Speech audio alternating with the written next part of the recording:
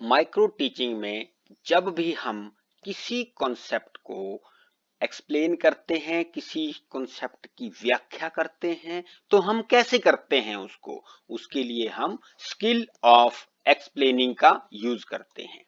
आखिर ये skill of explaining होती क्या है, आइए जानें। Explaining is an activity which shows the relationships among various concepts, ideas, events और phenomenon। ये एक एक्टिविटी है जो बहुत सारे कॉन्सेप्ट्स, आइडियाज, इवेंट्स और फिनोमिनन में रिलेशनशिप बताता है कि क्या रिलेशन है, ये है क्या, इसको इलेबोरेट करता है। During teaching in a classroom, an explanation is a set of interrelated statements elaborating a concept being taught or learned। जिस भी कॉन्सेप्ट को हम पढ़ा रहे होते हैं या जिस भी कॉन्सेप्ट को स्टूडेंट्स सीख रहे होते हैं, उसको हम इलेबोरेट करते हैं। The skill of explaining is defined as an act of bringing about an understanding in someone about a concept, a principle or a phenomenon। है क्या एक्सप्लेनिंग स्किल? ये है कि किसी भी कॉन्सेप्ट को हम कैसे समझते हैं, कैसे उसको समझाना है, कोई सिद्धांत है, कोई अवधारणा है, उसको हम कैसे स्पष्ट करेंगे। उसके लिए हम बहुत सारी स्टेटमेंट्स का यूज करते हैं जो इंटररिलेटेड होते हैं, वही होती है skill of explaining. Explaining is essential a verbal skill, क्योंकि एक्सप्लेन हम बोलते हुए करते हैं, and has two main aspects, selection of appropriate statements, inter relating and using the selected statements. कौन सी स्टेटमेंट्स? ऐसी स्टेटमेंट्स जो कॉन्सेप्ट के बिल्कुल इंटर रिलेटेड हो, वैसी ही स्टेटमेंट्स का हम यूज करते हैं verbally to explain about some phenomenon, some concept, some idea। There are three types of explanations। कौन कौन सी explanations होती हैं, ये हमें पता होना चाहिए।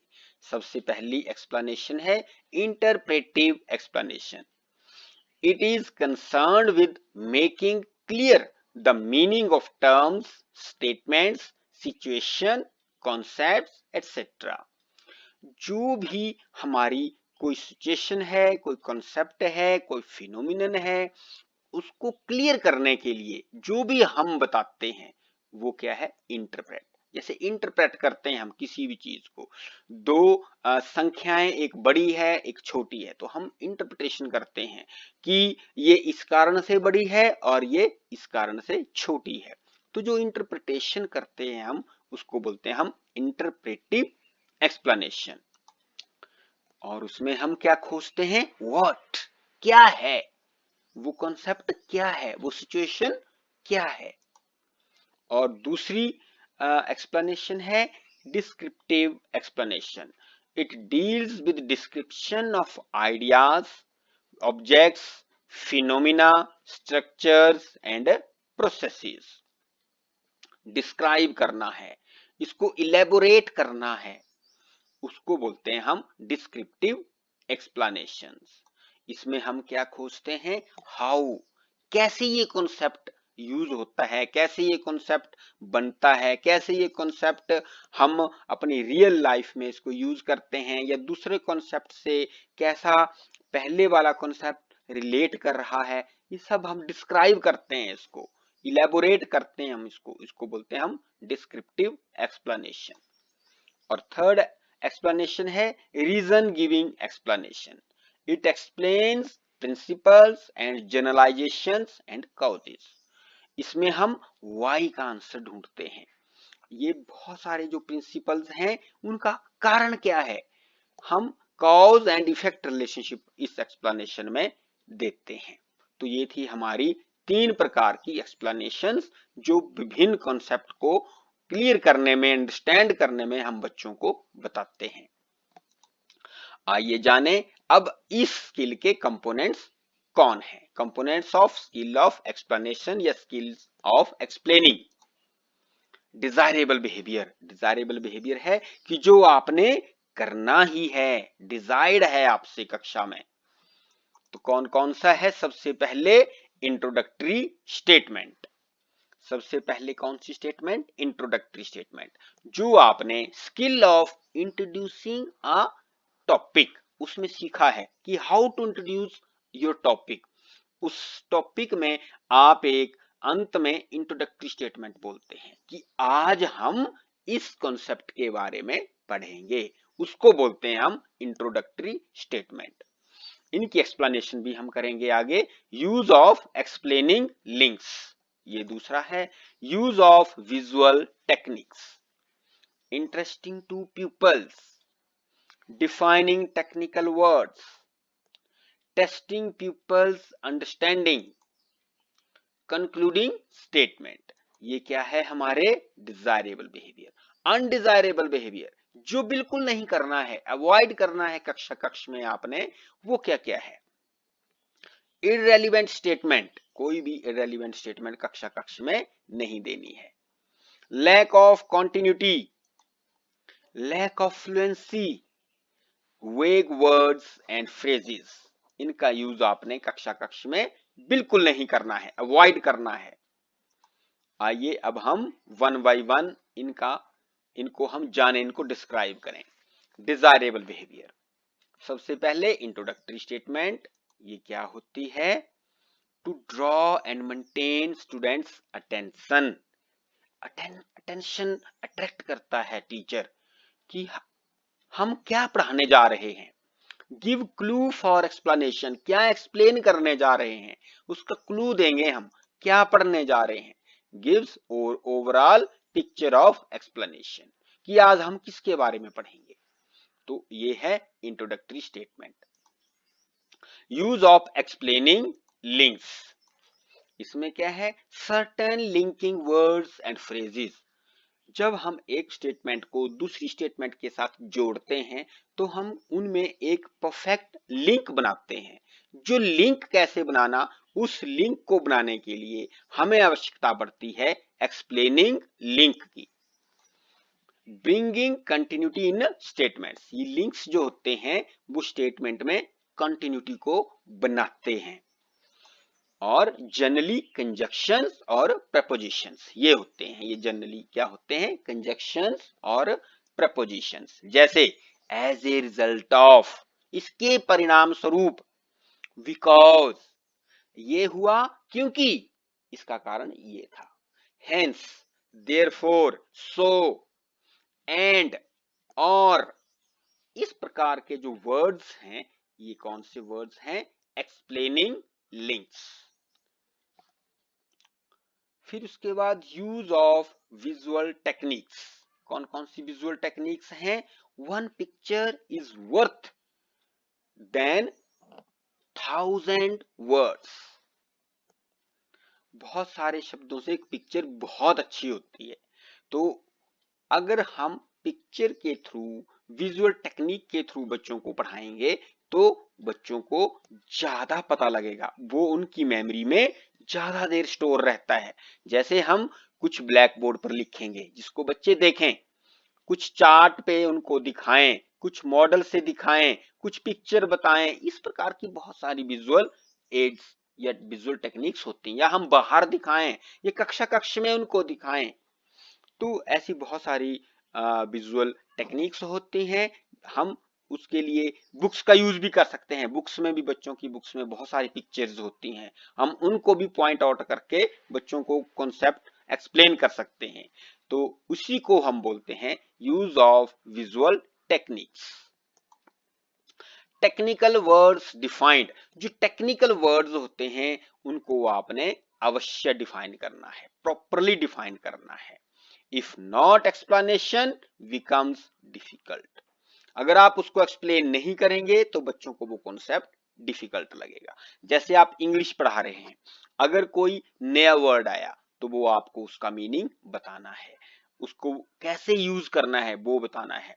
आप साइंस पढ़ा रहे हो, मैथमेटिक्स पढ़ा रहे हो, तो जो भी टेक्निकल टर्म आपके कॉन्सेप्ट को पढ़ाते समय आती है, चाहे आपने उसको पहले बताया हो लेकिन फिर भी उसको दोबारा से आपने एक्सप्लेन करना है, ताकि बच्चों का एक प्रॉपरली लिंक बने, उनको समझ आए कि इस शब्द के क्या अर्थ हैं इस कॉन्सेप्ट को समझने में। तो इसलिए टेक्निकल वर्ड्स को आपने अंडरलाइन भी कराना है और उनको डिफाइन भी करना है। फिर इंटरेस्टिंग टू पीपल्स, इसमें क्या है, कब बच्चा इंटरेस्टिंग कर लेता है, इंटरेस्ट लेता है लेसन में, जब हम उसकी डेली लाइफ से रिलेटेड हम एग्जाम्पल देते हैं। देखो बच्चों, आज हम ये पढ़ रहे हैं और देखा आपने, आप इसको अपनी डेली लाइफ में इस कॉन्सेप्ट को ऐसे यूज करते हैं, तो बच्चा एकदम इंटरेक्ट हो जाता है और उसको जो अध्यापक पढ़ाता है उसे बहुत इंटरेस्टिंग लगता है, उसे अपने काम की बात लगती है, इसलिए बच्चे उसको ध्यान से सुनते हैं और ध्यान से समझते हैं। यूज सिंपल सेंटेंसेस, बड़े भारी बड़ी वोकैबुलरी वाले अपने स्टेटमेंट्स यूज नहीं करनी है, बिल्कुल सिंपल सिंपल सेंटेंसेस में अपने कॉन्सेप्ट को आपने एक्सप्लेन करना है, तभी बच्चों को इंटरेस्टिंग लगेगा। अगर आप बहुत जैसे भारी भरकम वोकैबुलरी का यूज करेंगे, ऐसे शब्दों का यूज करेंगे जो बच्चों ने नहीं सुने हैं, तो बच्चों के वो सिर से ऊपर चली जाएगी बातें और बच्चे उसको ग्रहण नहीं कर पाते। डिफरेंट मीडिया ऑफ कम्युनिकेशन, जो आप बोल रहे हैं तो उसको भी डिफरेंट मीडिया ऑफ कम्युनिकेशन, कैसे आपने स्वयं भी करना है, बच्चों से भी आपने बीच बीच में आइडियाज लेने हैं, उनके विचार लेने हैं, वो क्या समझते हैं या किसी दूसरे व्यक्ति के विचार क्या हैं। तो ये अलग अलग मीडिया हैं कम्युनिकेशन के, कुछ आप स्वयं बोलें, कुछ बच्चों से बुलवाएं, कुछ आप मोबाइल फोन से कर सकते हैं, कुछ आप उनको वीडियो दिखा सकते हैं। तो ये अलग अलग कम्युनिकेशन के मीडियाज हैं जिनको आप बच्चों के साथ डिस्कस करके बच्चों को डिस्क्राइब कर सकते हैं कॉन्सेप्ट को, जिससे बच्चों को वो कॉन्सेप्ट इंटरेस्टिंग लगे। टेस्टिंग पीपल्स अंडरस्टैंडिंग, साथ साथ में क्या करना है, बच्चों की अंडरस्टैंडिंग को भी चेक करते रहना है, टेस्ट करते रहना है। आस्किंग अप्रोप्रिएट क्वेश्चंस, जैसे आप पढ़ा रहे हैं, अपने कॉन्सेप्ट को आगे लेके जा रहे हैं, जो आपने उसी समय पढ़ाया उसके बारे में फिर से पूछ सकते हैं। माना आपने कोई टेक्निकल वर्ड्स डिफाइन किया और फिर वो वर्ड रिपीट हो रहे हैं नेक्स्ट पैराग्राफ में या नेक्स्ट कॉन्सेप्ट में, तो आप बता सकते हैं, हाँ बच्चों ये क्या बताया था मैंने, मुझे बताओ। तो एकदम से बच्चे अलर्ट हो जाते हैं, जिन्होंने सीखा हो एकदम से बताते हैं, जिन्होंने नहीं सीखा उनको फिर से वो वर्ड रिपीट हो जाता है, वो डेफिनेशन रिपीट हो जाती है, तो एकदम से उनको समझ आ जाता है। अगर उनकी मेमोरी से वो वॉश आउट भी हो गया हो तो एकदम से फिर उनको याद आ जाता है। तो इसलिए आस्किंग अप्रोप्रिएट क्वेश्चंस, आपने वन वे ट्रैफिक नहीं रखना है, केवल बोलना है बोलना है बोलना है समझाना है, ऐसा नहीं। बच्चों की इन्वॉल्वमेंट बहुत ज्यादा जरूरी है। बच्चों की इन्वॉल्वमेंट तभी आप कर पाएंगे जब आप एप्रोप्रिएट क्वेश्चंस बीच बीच में करते रहेंगे। फ्यू सिंपल क्वेश्चंस करेंगे और क्वेश्चन रिलेटेड टू कंटेंट करेंगे, तो उसमें क्या है, बच्चों की समझ का भी आपको पता चलता रहेगा कि मैं जो कॉन्सेप्ट एक्सप्लेन कर रहा हूं वो उन्हें समझ भी आ रहा है या नहीं आ रहा है, उससे पता चलता रहेगा। फिर है concluding statement, concluding statement towards the end to summarise, कि आज हमने क्या क्या पढ़ा, ये होता है कंक्लूडिंग स्टेटमेंट्स, कि कंसोलिडेट करना है एकदम से, 2 मिनट लगाने इसके लिए, एकदम से सारी बातें बतानी है उनको और कंसोलिडेट करके बता देनी कि बच्चों पहले हमने ये पढ़ा फिर ये पढ़ा। टू ड्रॉ लॉजिकल इन्फेरेंस, बताना है कि आज के हमारे लेक्चर का, आज की हमारी कक्षा का क्या कंक्लूजन निकला, क्या निष्कर्ष निकला, क्या पढ़ा आपने आज, तो वो अवश्य ही बच्चों को बताना है। फिर है अनडिजायरेबल बिहेवियर, जो आपने बिल्कुल अवॉइड करना है क्लास में, बिल्कुल इसको रिपीट नहीं करेंगे। ऐसा नहीं आपने सोचना कि ये कंपोनेंट है और ये भी हमने यूज ही नहीं करना है, ये यूज नहीं करना है, इसको अवॉइड करना है आपने। इररेलेवेंट स्टेटमेंट, इररेलेवेंट स्टेटमेंट आपने अपने लेसन में बिल्कुल यूज नहीं करनी। When not related to the concept, ऐसी स्टेटमेंट नहीं देनी कि जो हम पढ़ा रहे हैं, हम पढ़ा रहे हैं ऊर्जा और आप बात कर रहे हैं जंगल की, तो या आप बात कर रहे हैं किसी और कॉन्सेप्ट की, तो वैसा नहीं करना। उससे क्या होता है, बच्चों का ध्यान भंग हो जाता है, भटक जाता है। क्रिएट कंफ्यूजन, कंफ्यूजन क्रिएट नहीं करना है। कुछ एक टीचर्स की ऐसी आदत होती है कि वो कुछ करवा रहे होते हैं और बीच में कहीं और ही पहुंच जाते हैं और बच्चों को पता ही नहीं चलता कि ये क्या पढ़ा रहे थे या जो पढ़ा रहे थे उसका निष्कर्ष क्या निकला, क्या पढ़ाया, वो समराइज ही नहीं कर पाते बच्चे लास्ट में। तो इसलिए वो कारण होता है हम इररिलेवेंट स्टेटमेंट्स देते हैं, वो डिस्ट्रैक्शन क्रिएट करती हैं ऐसी स्टेटमेंट्स। तो इनको हमने अवॉइड करना है। अपने लेक्चर में स्टिक टू योर टॉपिक, केवल पिन पॉइंट रहना है अपने टॉपिक की ओर, टॉपिक से बिल्कुल नहीं भटकना है आपने। लैक ऑफ कॉन्टिन्यूटी, कुछ एक अध्यापक अपने break in sequence of ideas or information when statement is not logically related to previous, उसको बोलते हैं lack of continuity। जो आप करवा रहे होते हैं और उसके बाद कुछ और ही करवाने लग पड़ते हैं, वो कंटिन्यूटी मेंटेन नहीं हो पाई, आपके दो सेंटेंस में ही कंटिन्यूटी मेंटेन नहीं हो पाई। इसको आपने अवॉइड करना है। एकदम से पूरा लेसन, हर एक स्टेटमेंट आपकी एकदम इंटररिलेटेड, एक माला के मनकों की तरह एक दूसरे से जुड़ी रहनी चाहिए, ऐसा आपने प्रयास करना है। There is no sequence of place and time statements are irrelevant. अगर कोई सीक्वेंस नहीं हो, जैसे जिस स्थान पे या जिस क्लासरूम में आप कुछ बता रहे हो, जिस समय बता रहे हो, वो कुछ उसका सीक्वेंस ही नहीं बने, आपके आइडिया जो स्टेटमेंट्स हैं वो सीक्वेंशियली अरेंज्ड ना हो, तो वो स्टेटमेंट्स कैसी होती हैं, इररिलेवेंट स्टेटमेंट्स होती हैं। तो ये आपकी कंटिन्यूटी को भंग कर देती हैं, तो ऐसा आपने अवॉइड करना। लैक ऑफ फ्लुएंसी, कुछ अध्यापक क्या करते हैं, वो क्लियरली नहीं बोल पाते। When teachers does not speak clearly, बीच बीच में अटकते रहते हैं या क्या करते हैं, इनकम्प्लीट एंड हाफ सेंटेंसेस बोलते हैं। कुछ आधा सा बोलेंगे, फिर अगला आधा जो बोलेंगे उसके और उसके बीच में कोई लिंक ही नहीं बनेगा। तो कई बार टीचर बीच में बोलने लग पड़ते हैं और फिर रुक जाते हैं, फिर बहुत 5-6 सेकंड के लिए चुप रहते हैं और उसके बाद कुछ और बोलने लगते हैं, तो उसको बोलते हैं हम लैक ऑफ फ्लुएंसी। जब हम एक लय में ना बोलें, एक एक तार में ना हम काम करें, उसको बोलते हैं लैक ऑफ फ्लुएंसी। तो इसलिए जब आपने एक्सप्लेन करना है तो आपने हर एक स्टेटमेंट को एक दूसरे के साथ जोड़ के रखना है और साथ साथ में बोलते रहना है, उनको ब्रेक नहीं करना है, ताकि लैक ऑफ फ्लुएंसी ना हो। उसके बाद है यूज ऑफ वेग वर्ड्स एंड फ्रेजेस। बहुत सारे टीचर्स वेग वर्ड्स और फ्रेजेस यूज करते हैं, वो होती क्या है आइए जाने। Do not give explicit idea about concept, जो कॉन्सेप्ट आप पढ़ा रहे हैं उसके बाहर का कोई आइडिया नहीं आपने देना है, जो उससे रिलेट ही ना हो, वो भी आपकी वेग स्टेटमेंट हो जाती है। हिंडर स्टूडेंट्स अंडरस्टैंडिंग, और वेग वर्ड्स जो होते हैं वो स्टूडेंट की अंडरस्टैंडिंग को बाधा पहुंचाते हैं, स्टूडेंट को समझ नहीं आता उनसे। जैसे मे, एक्चुअली, यू नो, समवॉट। जैसे आपने इंग्लिश के लेक्चर अगर सुने होंगे तो इंग्लिश में जो लोग एक्सप्लेन करते हैं वो बात बात में ऐसे बोलते हैं, you know this is and this is what, this is that, you know, you know, you understand, you understand, actually, actually, ऐसे ऐसे बोलते रहते हैं बीच में। फिर जो हिंदी वाले होते हैं टीचर्स, वो ऐसे बोलते हैं कि कुछ अपने अपने तकिया कलाम होते हैं उनके, उनका यूज नहीं आपने करना है। जैसे कुछ बोलते हैं पता लगा, कुछ बोलते हैं कुछ भी अलग अलग अलग टीचर्स के अपने अपने शब्द होते हैं जिनको वो बार बार ऐसे ही बोलते रहते हैं, उनका वहां कोई प्लेस नहीं होता, वो ऐसे ही बोलते रहते हैं।